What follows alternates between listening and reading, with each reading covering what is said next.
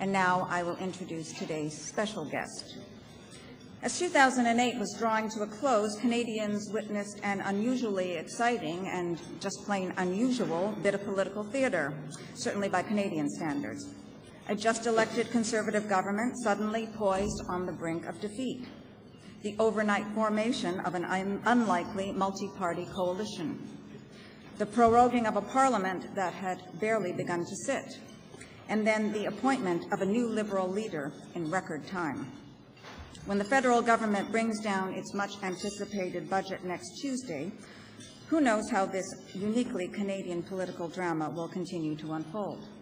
But we do know that Canada will be watching. In preparing for the resumption of Parliament, Michael Ignatieff has been crisscrossing the country with a town hall-style tour to hear Canadians' views.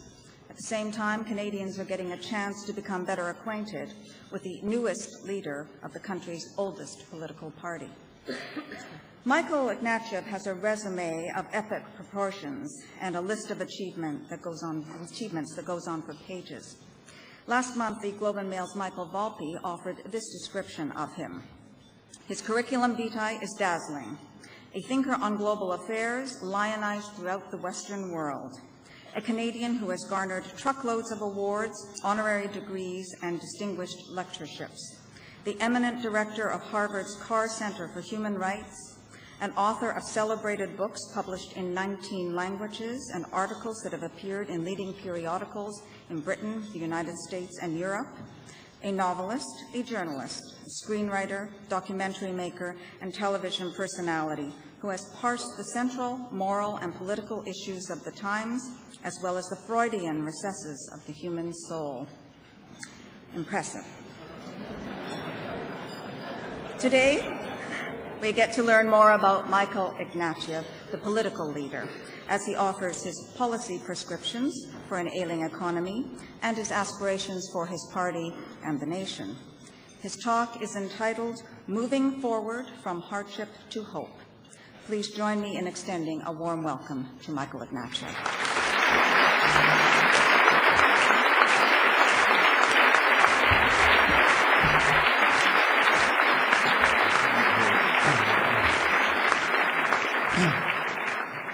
Well, after that fulsome introduction, it's all downhill from here. But I thank you, Helen, for your kindness. If you'd allow me to begin on just a momentarily somber note, last time I spoke in a ballroom of the Royal York, there was a young man at the back of the hall, and I'm thinking of him today. He was watching at the back. He was my chief policy guy. He's one of the best guys I ever had, and I wouldn't be here had he not done what he did for me. He died a year ago, pretty well today, of cancer at the age of 34. His name was Brad Davis, and I dedicate this speech to his memory.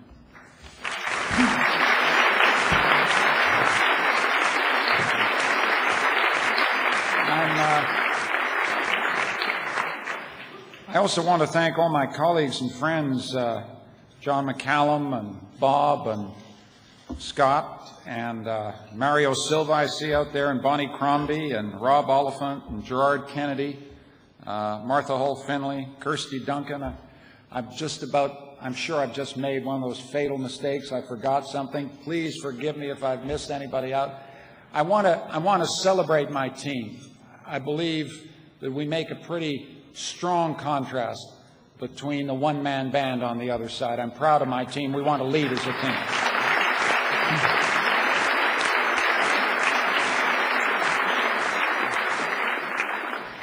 I want to also thank my good friend Yukil Powell and Tony Yanuzzi and the Carpenters for sponsoring the event. And I think it's worth recalling that the Carpenters were instrumental in proposing the country's first national infrastructure program 15 years ago. It's a great thing to have done. Of course, in those days, it was during a Liberal government where the funds weren't just announced, they were actually spent and employed some of the great carpenters in this hall. I appreciate the time to be at the Canadian Club and the Empire Club, and it's great to have my colleague and friend of 40 years, Bob Ray, on the platform, and the warmth of your welcome to him shows the respect in which you hold him. I'm Also, I think that, is John Capobianco in the hall? He's the president-elect of this club, and I ran against him and beat him in the Tobago Lakeshore. And in an ecumenical impulse of mine, I wanted to say hi to John, and he was a worthy opponent, and I salute him.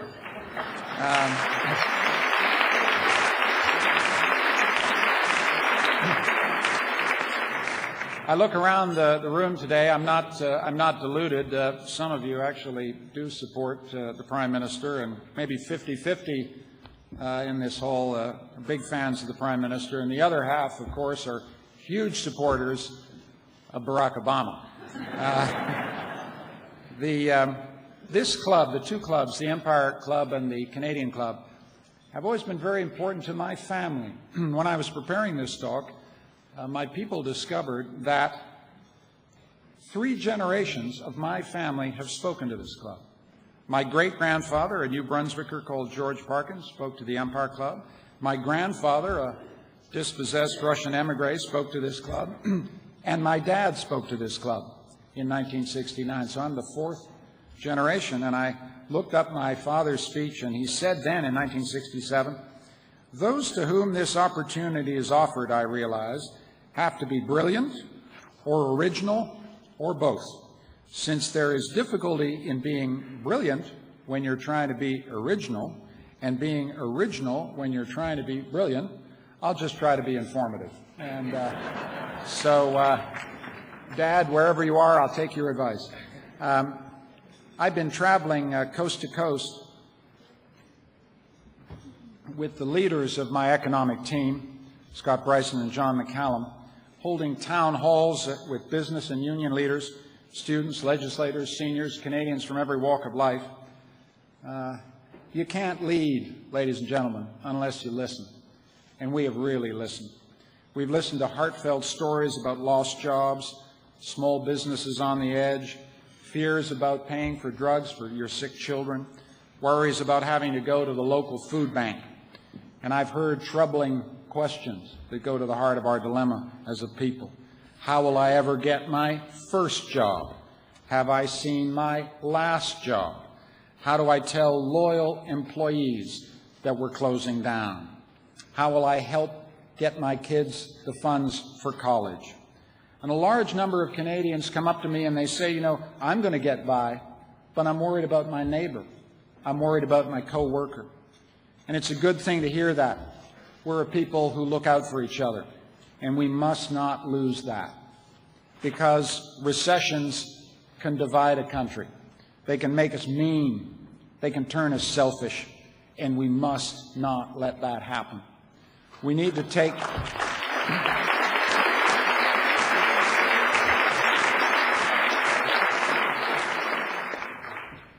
We need to draw strength from each other. We need to take inspiration from each other, and I certainly got inspiration the other day. I was standing on the platform at Union Station waiting for a subway when a woman came up to me and she wished me good luck.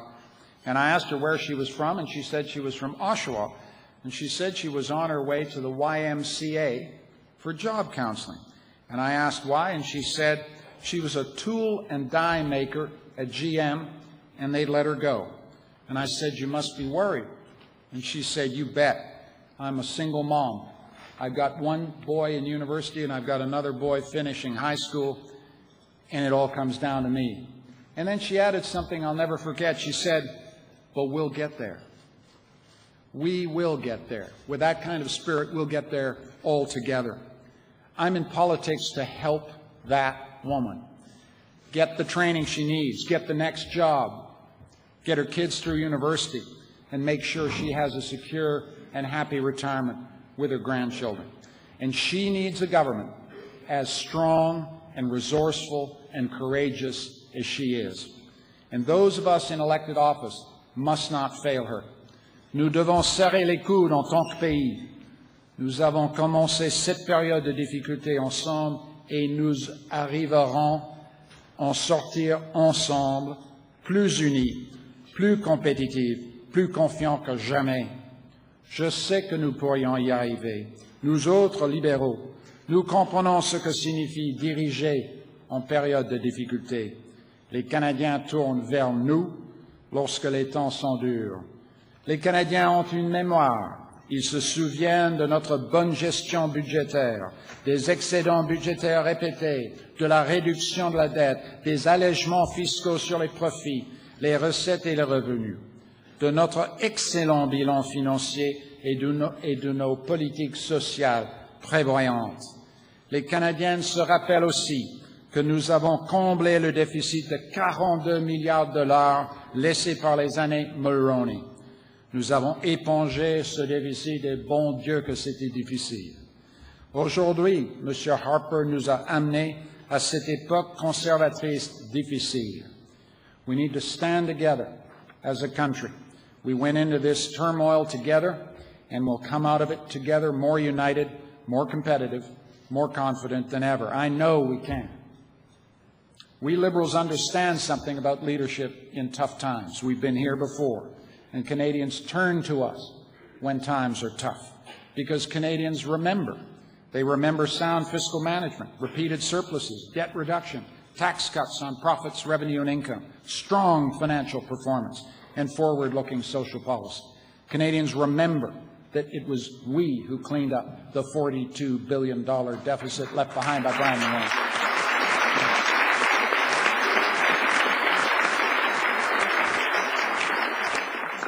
We slayed that deficit, but we know, and we got the scars to prove it, how tough it was. When you start a deficit, it's difficult to get it out of your system. Today, Mr. Harper is taking us back to those tough Tory times. Just yesterday, he signaled that we should be prepared for a $64 billion deficit in the next 2 years, and he wants to get the bad news out of the way before the budget. I asked Mr. Harper not to play games like that. I told him, put the facts and figures on the table. Don't let them slip out at his convenience. But the guy just can't help himself. He thinks it's all some kind of political game. But the release of this budget information was irresponsible and costly to our economy. And who knows how many years Mr. Harper is planning to be in deficit. He hasn't shared that information with us. What we do know is that it was a long, hard road to dig us out of the deficit during the last Mulroney government. As we face the budget choices this week, I have been clear. Targeted assistance to those Canadians who need help most is essential. But broad-based tax cuts that dig us deeper into deficit are not. This is not about political positioning, my friends. This is a basic issue in political morality. My generation should pay its freight. I am not going to burden the next generation with debts that we didn't pay off.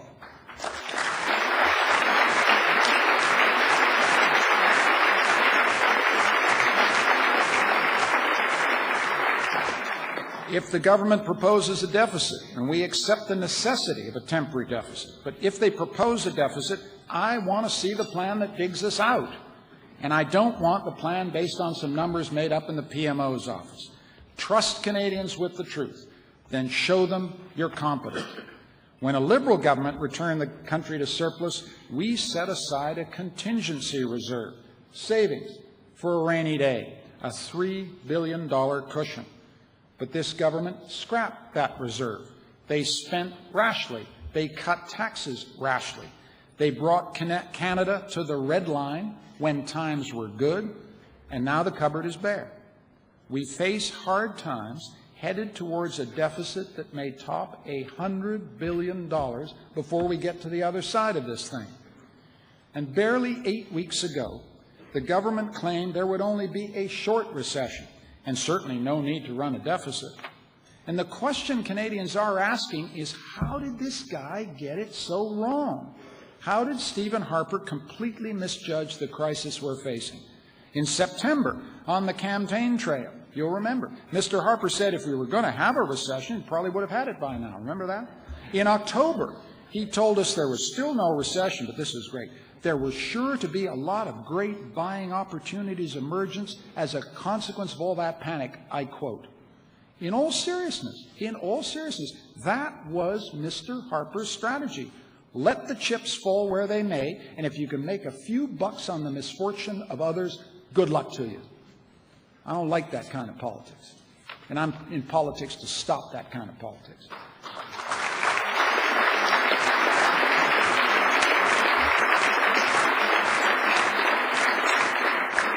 On November 27th, in front of Parliament and all Canadians, the Conservative government put forward its economic update, the famous autumn economic statement. And he said that the right way to address Canada's difficulties was to take away civil servants' right to strike, attack pay equity for women, and stop public funding for political parties. That was not a program. That was a provocation. And we said, no, you don't. Back down. Think again. This isn't a game. This is a recession with painful human consequence, so let's get serious. On Tuesday, we'll see whether Mr. Harper has started to listen. We'll see whether he's finally got serious. And if he hasn't learned to listen, he is not going to lead for long.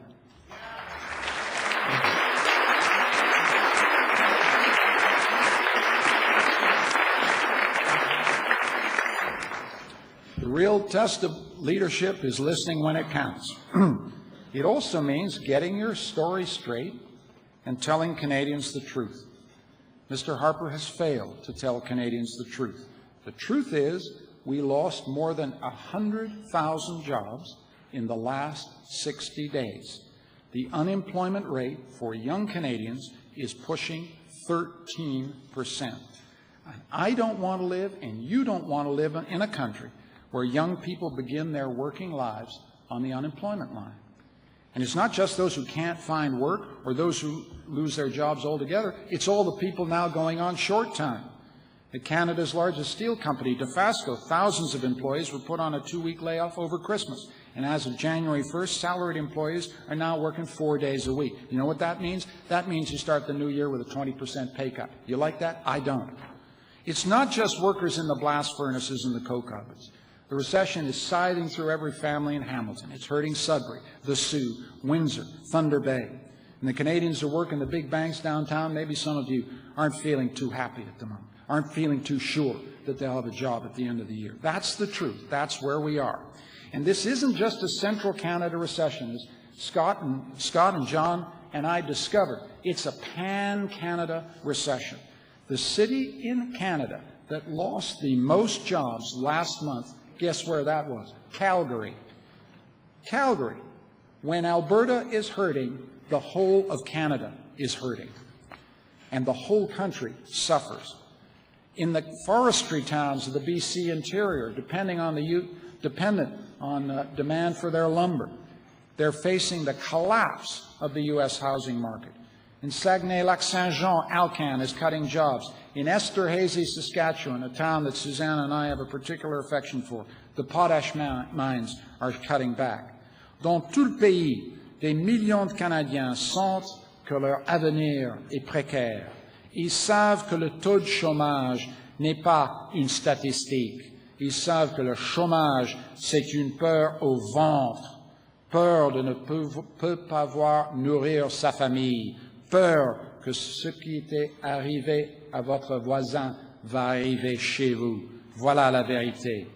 En période difficile, les Canadiens veulent un gouvernement capable de mettre de côté les calculs politiques et qu'ils agissent. Voilà la vérité. Right across the country, millions of Canadians feel their futures hanging by a thread. They know that unemployment is not just a statistic. It's that fear in your guts, that worry that you're not going to be able to feed your family, fear that what's happened to your neighbor across the street is about to happen to you. And that's the truth. And we need to look at that fear and name it and stare it down and do something about it. In hard times, Canadians expect compassion, understanding, and competence from their government. The Canadians expect their leaders to have a plan to manage the problem, a plan to lead the country. And this government has failed.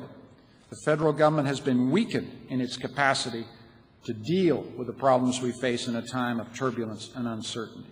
Reckless spending and irresponsible tax policies have left Canadian jobs, savings, and pensions hanging in the balance.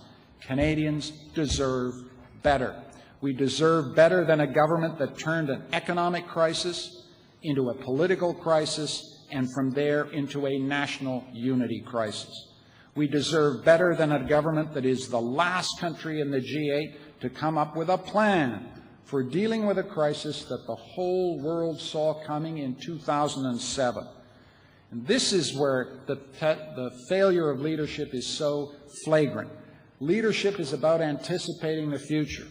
When I was a kid, there was a train that used to run down the center of the small town in Quebec where I spent my summers. And my dad took me down to the train track, and he said that if you put your ear to the rails, you can hear a train before you see it. And we did. And you could. And Mr. Harper didn't. He didn't have his ear to the rail, and he did not act. Rather than get infrastructure money out the door and get Canadians working, he let $2 billion of allocated infrastructure funding go to waste, unspent. We don't need funds that are never invested. We need the money flowing now. We need to put people to work now. Everyone has been primed for action. The municipal leaders, the construction unions, everywhere you look, they're ready to go. And the person who's not acting is Stephen Harper. Instead, 44,000 construction jobs were lost in the month of December alone. And the members of the Carpenters Union know what that means. On Tuesday, Mr. Harper and his ministers are going to promise the same infrastructure they failed to deliver for the past 3 years. But the time for this kind of shell game, this hokey-cokey stuff, is over. The crisis demands that we use the full power of our government, because it's not just about infrastructure. It's about infrastructure that builds the country, so that when we're through this recession, we'll be prouder, more united, and more competitive than ever. I don't think the Conservatives understand that, but we do. Conservative governments didn't build national institutions like Medicare, a Constitution, a flag, child care, Kelowna. Liberal governments did and will, and that's what we need to do now.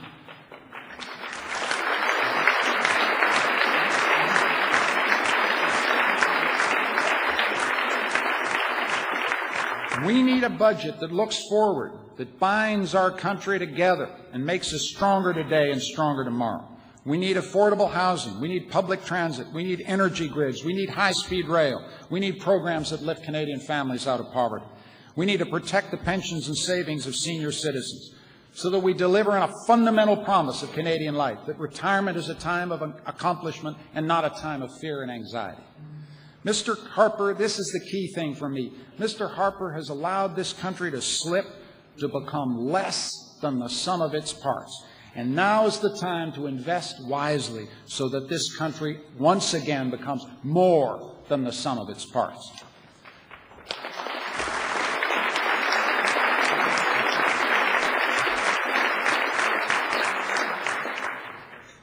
This crisis is testing our political system.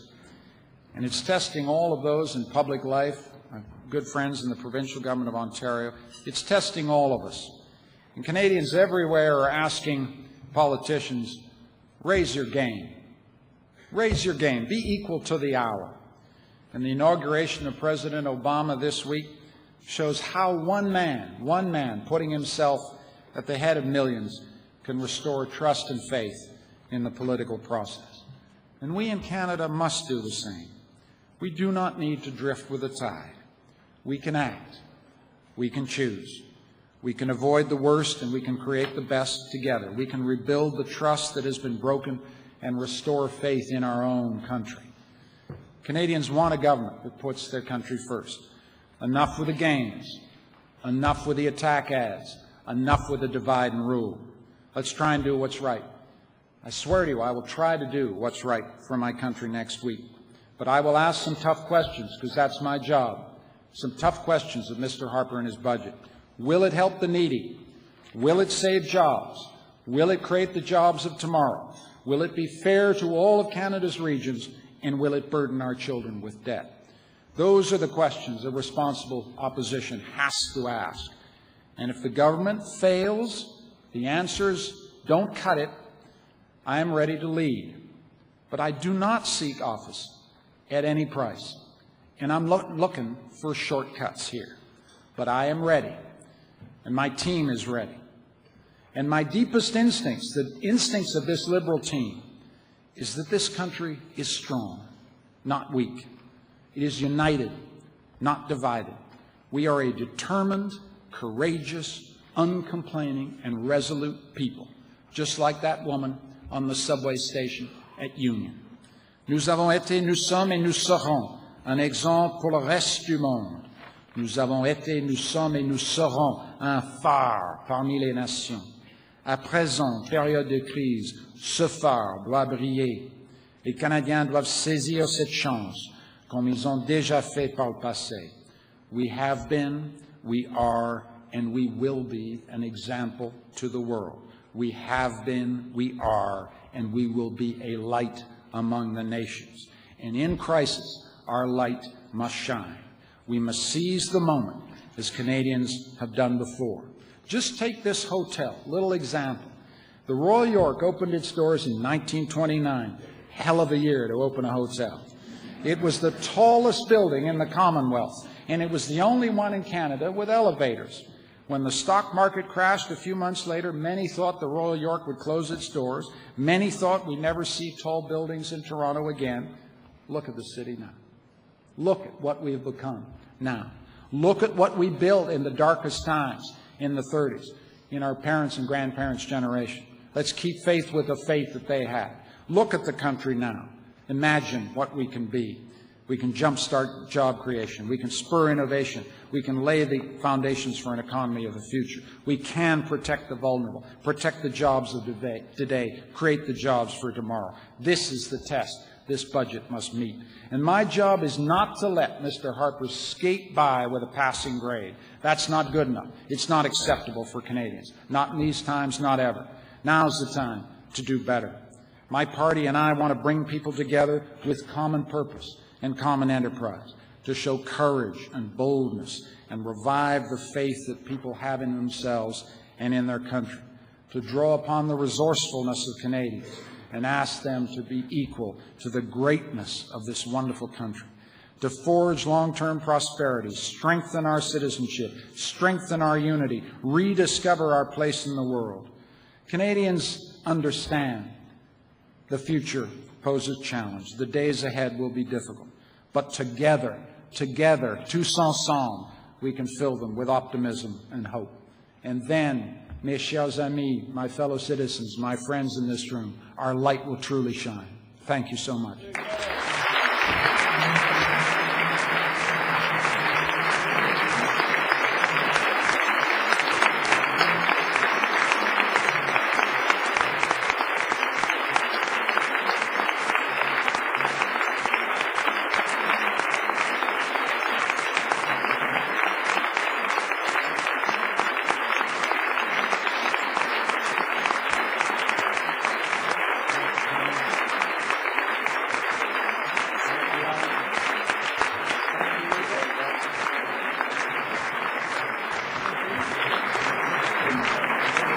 I will now call on Joanne MacArthur, President of the Empire Club, to thank Mr. Ignatieff officially.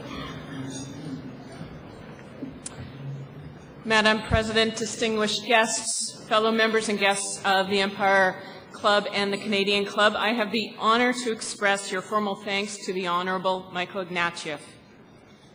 We are certainly living in difficult times and need a leader who can inspire people and regain trust. You have said, sir, that the only antidote to fear is hope. I'm sure that I echo most people's hopes as we enter this new session of Parliament, that we are treated to a new transparency and to constructive debate, which hopefully leads to a new level of citizen engagement. Thank you for offering some hope today by sharing your ideas on how we should all move forward together. Thank you.